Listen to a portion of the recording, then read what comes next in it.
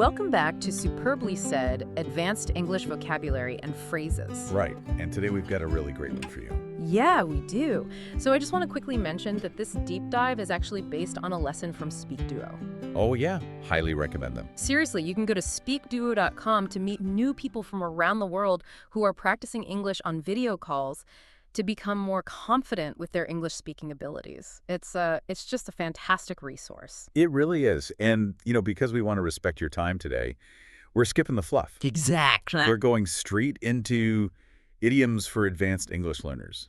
No lengthy meta introductions. We just want to dive right into the vocabulary itself. Love that. Okay, let's unpack this because a key part of advanced fluency, especially if you're in a professional setting or sitting for your IELTS exams, is being able to precisely evaluate quality. Yeah, absolutely. Yeah. Making those really fine distinctions is what makes you sound fluent. Right. So let's start with this one, to separate the wheat from the chaff. Classic. I hear this a lot, like an HR director staring at 100 resumes trying to separate the wheat from the chaff during candidate screening. Right, exactly. But I've always kind of wondered, isn't that just a fancy way of saying cherry picking? Well, no, actually. And it's funny you bring that up because they get confused a lot. To separate the wheat from the chaff means to distinguish valuable people or things from inferior ones. Okay, so getting rid of the bad stuff. Right. Think about the agricultural roots.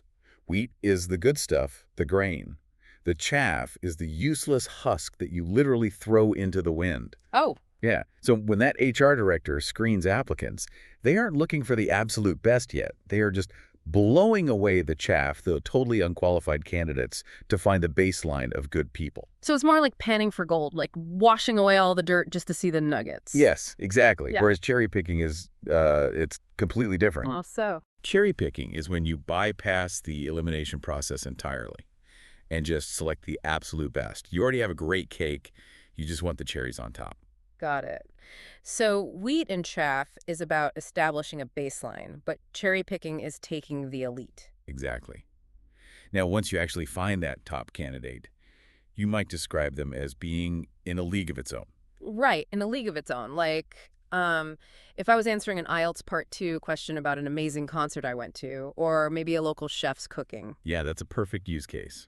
It means significantly superior to anything else. But wait, why wouldn't I just say the chef is a step above the rest? You could, but there's a big nuance there. If someone is a step above, it implies they're on the same staircase. Oh, I see. They're playing the same game, just a little better. But if they're in a league of their own, they aren't even on the staircase. They're playing a completely different game. That makes total sense. They're just untouched by the competition. Speaking of things being totally different, I hear a lot of learners use a far cry from and a world apart, like they mean the exact same thing. Yeah, they do get swapped around a lot, but they describe very different things. So what's the difference? Well, a far cry from means completely different from something else, but it implies a distance from an expectation or an origin point. Like a journey from point A to point B. Right, like looking at a finished house and saying it's a far cry from the original sketch. Mm-hmm. Or, working at a downtown tech hub is a far cry from a quiet, rural upbringing. It measures how much something deviated. Exactly. But a world apart doesn't do that. It describes two completely different atmospheres or ecosystems that exist at the exact same time. Okay, so like comparing a city to the country. Yeah. You'd say the atmosphere of the busy city and the quiet mountain village felt a world apart.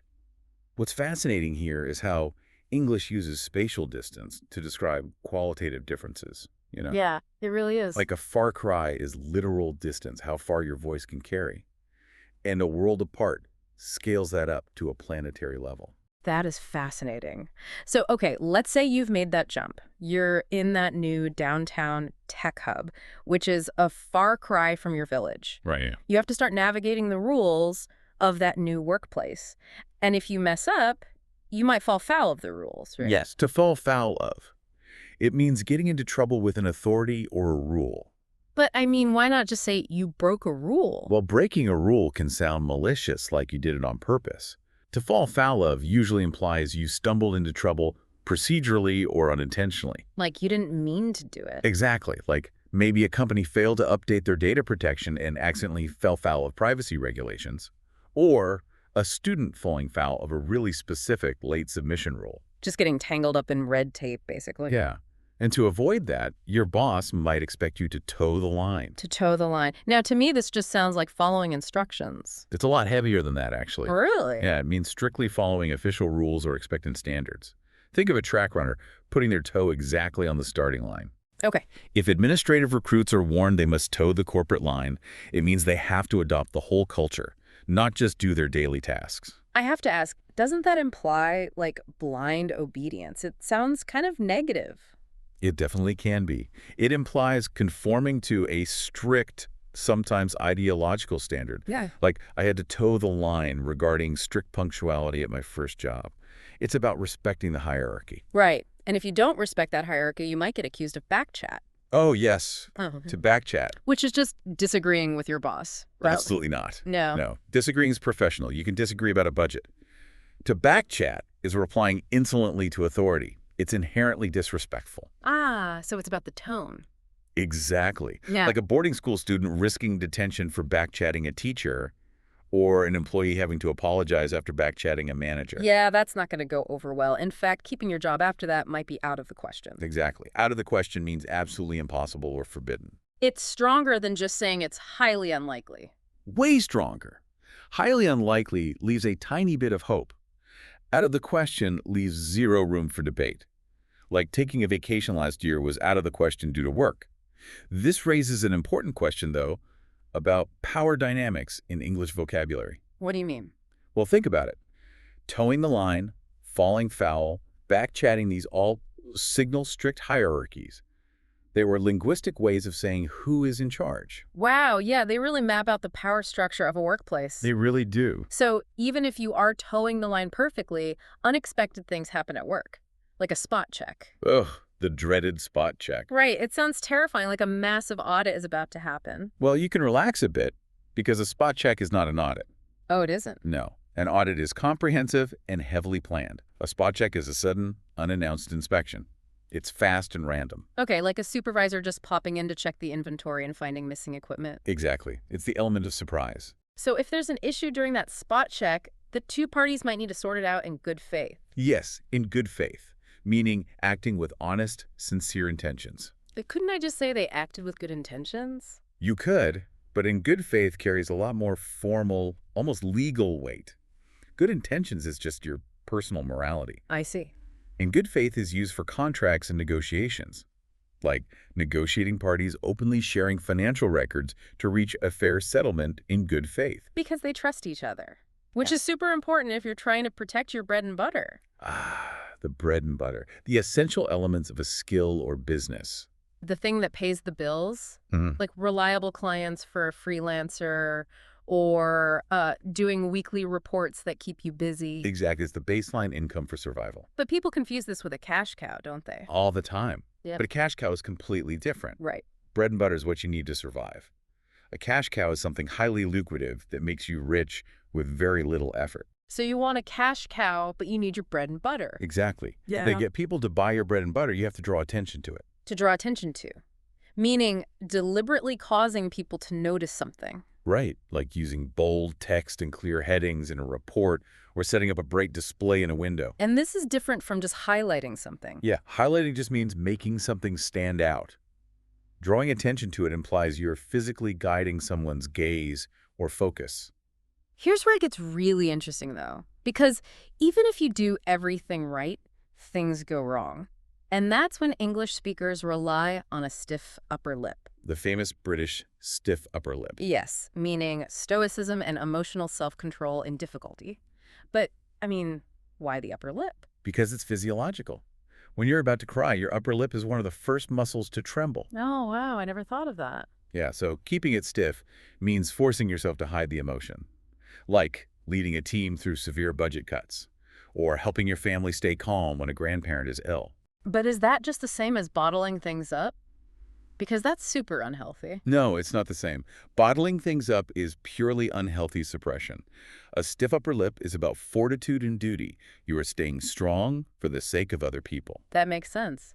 And sometimes enduring that hardship turns out to be a blessing in disguise. Right, an unpleasant event leading to a good outcome. Like losing your job, but then you finally start that successful shop you always wanted. Exactly.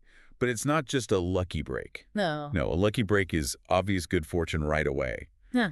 A blessing in disguise masquerades as a disaster first. The disguise is the disaster. Exactly. All right, well, we've covered a ton of ground here, so it's time for the superbly said quiz. Oh, I'm ready. Okay, here are the rules. I'm going to read a question with option A, option B, and option C. I'll repeat the phrase a few times so you know what we are listening for.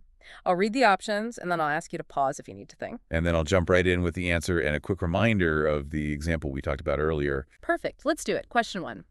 Which sentence uses the idiomatic phrase, separate wheat from chaff, correctly based on context?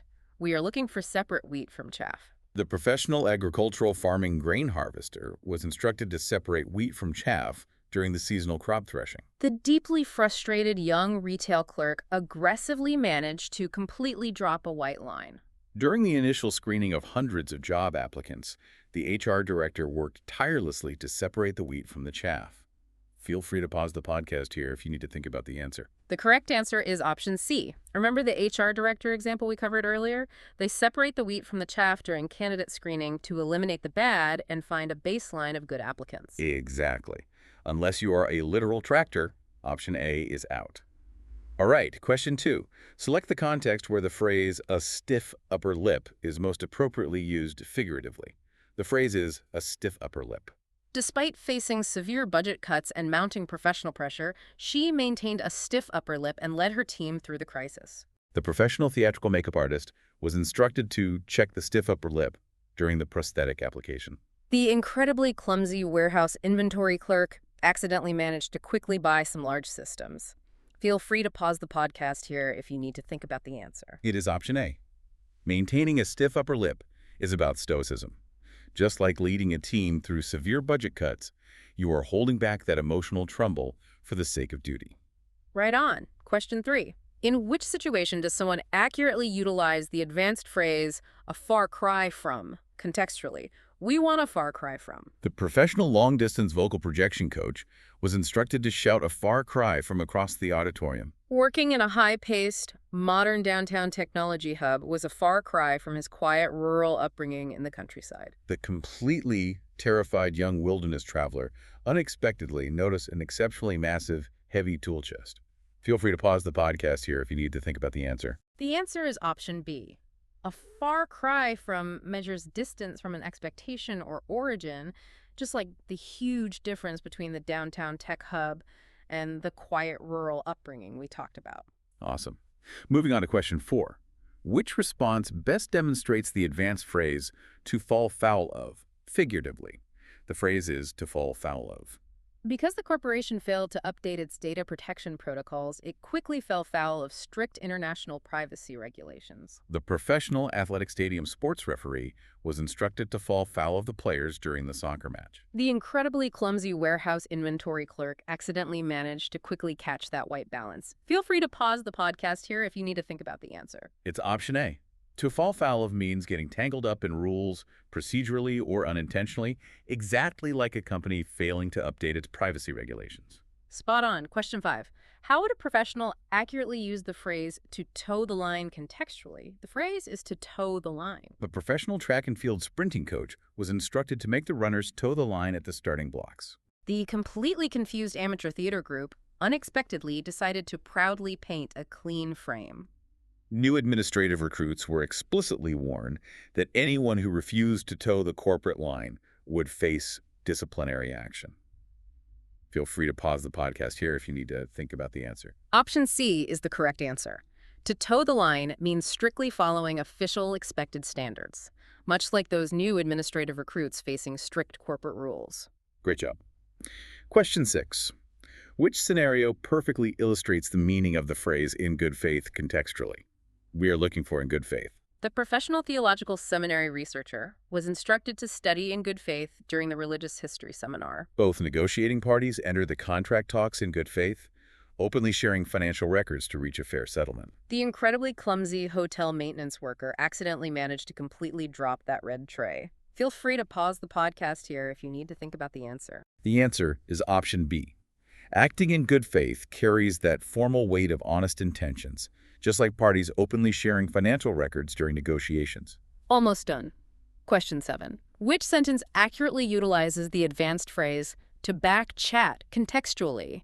We want to back chat. The strict boarding school headmaster made it clear that students who dared to backchat teachers would receive immediate detention. The professional telecommunications networking technician was instructed to backchat on the server messaging forum. The deeply confused young kitchen assistant accidentally managed to quickly slice a fresh piece of chat. Feel free to pause the podcast here if you need to think about the answer. It has to be option A. To backchat is a disrespectful, insolent reply to authority. The strict boarding school headmaster punishing students for backchatting is the perfect example. I love option C there. Slicing a fresh piece of chat. Delicious. All right, last one. Question 8. Which of the following statements correctly uses a world apart contextually? The phrase is a world apart. The professional global cartography mapmaker was instructed to measure a world apart on his newest globe. Urban city life and the quiet mountain village felt a world apart during my weekend trip. The terribly confused bakery assistant managed to quickly drop a world apart on the floor. Feel free to pause the podcast here if you need to think about the answer. Option B is the right choice here. A world apart means utterly distinct in nature, like two completely different atmospheres existing simultaneously, such as the busy city versus the quiet mountain village. Amazing. If you got all of those right, you are definitely well on your way to mastering these nuances. You really are.